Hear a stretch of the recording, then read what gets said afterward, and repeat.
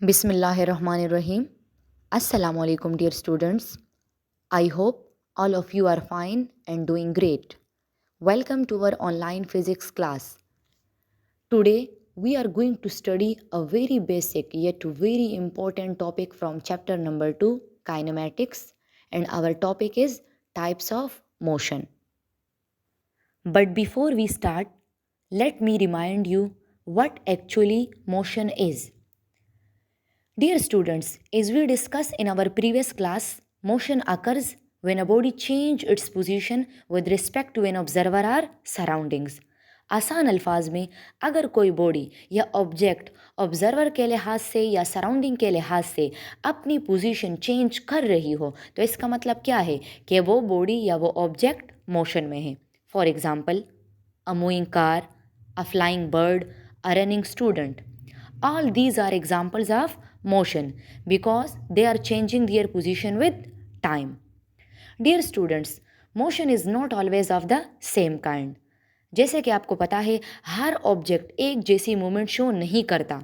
कुछ objects straight line में motion करते हैं, कुछ ऑब्जेक्ट किसी फिक्स्ड एक्सिस के अराउंड रोटेट होते हैं और कुछ objects to and fro motion करते हैं.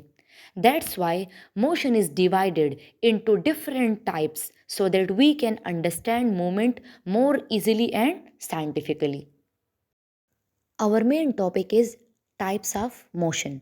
Dear students, basically there are three main types of motion, that is translatory motion, rotatory motion and vibratory motion. First we will discuss translatory motion. Translatory motion क्या है? जब एक body एक जगह से दूसरी जगह मूव करे और बॉडी का हर पार्ट मूवमेंट शो करे तो उस मोशन को ट्रांसलेटरी मोशन कहते हैं. In translatory motion the whole body moves together and every point of the body covers the same distance in the same direction at the same time. This is the most important point of translatory motion. Translatory motion में क्या होगा? Body या object का हर एक point वो same time में, same direction में, same distance cover करेगा.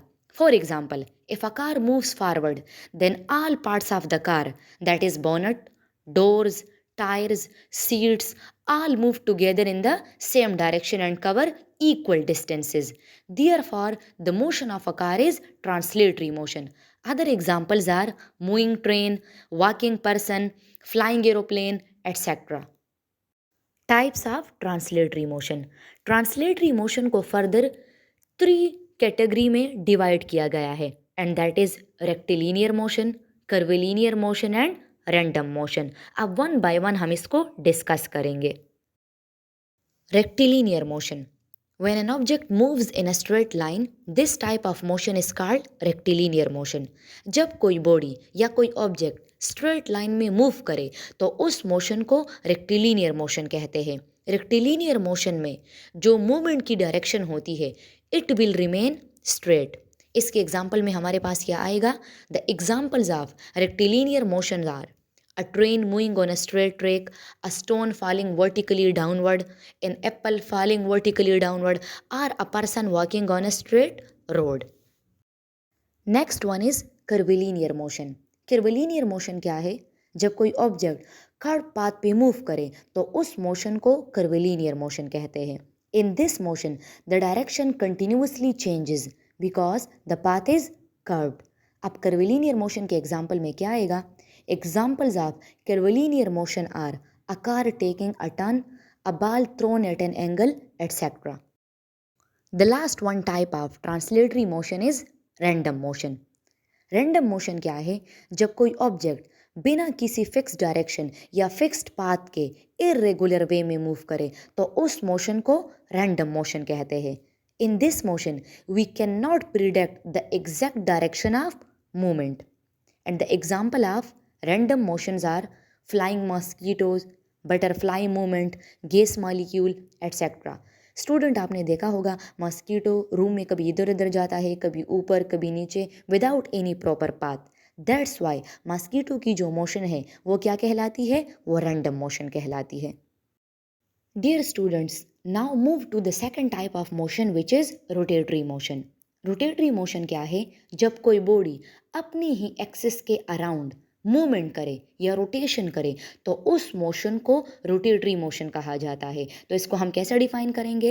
When an object moves around its own fixed axis then this type of motion is called rotatory motion. अब रोटेटरी मोशन की खास बात क्या है? रोटेटरी मोशन की खास बात यह है कि इसमें ऑब्जेक्ट अपनी पोजीशन चेंज नहीं करता, बल्कि वो सेम ही प्लेस पे क्या होता है? रोटेट होता है। In rotatory motion, the object does not change its place, but it rotates at the same place. For example, a ceiling fan rotating, the blades of a fan, the earth rotating on its own axis, a wheel of bicycle, a wheel of a car, these all are the example of rotatory motion. Students, यहाँ समझने वाली बात यह है कि object अपनी जगह पर ही रहता है, अपनी जगह चेंज नहीं करता, लेकिन घूमता रहता है। So in simple word we can say that rotation is the spinning of an object around its own axis or the spinning of an object around a fixed axis. The third type of motion is vibratory motion. When an object moves back and forth repeatedly around its mean position, this type of motion is called vibratory motion. जब कोई object अपनी main position के around आगे पीछे या दाएं बाएं बार बार move करे तो उस मोशन को वाइब्रेटरी मोशन कहते हैं। अब ये मेन पोजीशन क्या है?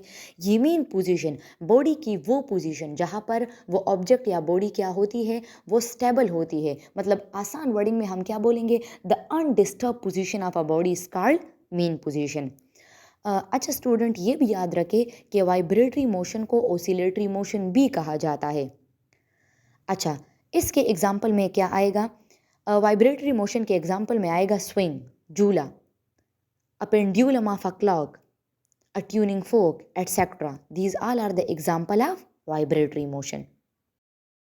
Dear students, आपका होमवर्क है, आपने अपने घर या इर्द गिर्द जो भी सराउंडिंग है वहाँ पर आपने ऑब्जर्वेशन करनी है और मोशन के 5 एग्जाम्पल्स लिखने हैं और आपने ये आइडेंटिफाई करना है कि जो मोशन मतलब जो एग्जाम्पल आप लिख रहे हो वो मोशन के कौन से टाइप में आएगा, ट्रांसलेटरी में आएगा, रोटेटरी में आएगा या वाइब्रेटरी में आएगा। Dear students, that's all for today. Thank you. Allah Hafiz.